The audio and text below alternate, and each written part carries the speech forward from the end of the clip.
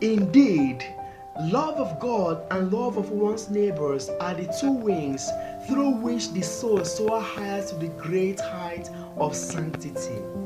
What this means is that we cannot prove that we love God whom we do not see if we do not have love for our fellow human beings whom we see.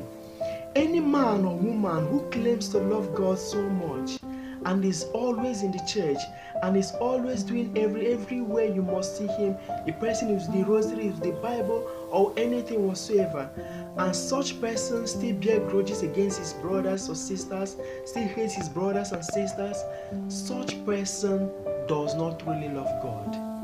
We cannot prove that we love God whom we do not see if we do not have love for our fellow human beings, because the God whom you serve, whom you claim to serve, has already commanded you that you must love your friends and foes, you must love your enemies, you must love everybody. So for you to claim that you love him, you must obey his commandments. So there is no love of God in you if you do not have love for your fellow human beings. As the scripture says in the first letter of St. John chapter 4 verse 20, if you claim that you love God but hate your brother or sister, you are a liar. However, there's an aspect that most times we neglect, which I want to bring to our notice. You cannot prove that you love your fellow human beings if you do not have true love of God in you. You will never be able to love your fellow human beings sincerely if you do not have love for God. What this means is that anything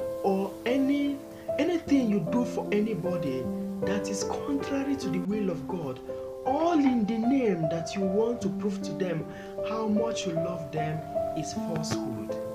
When anybody demands from you that which is contrary to the will of God to prove to them how much you love them, please do not do so, because by doing so, by doing that to please them, you are not actually truly loving them.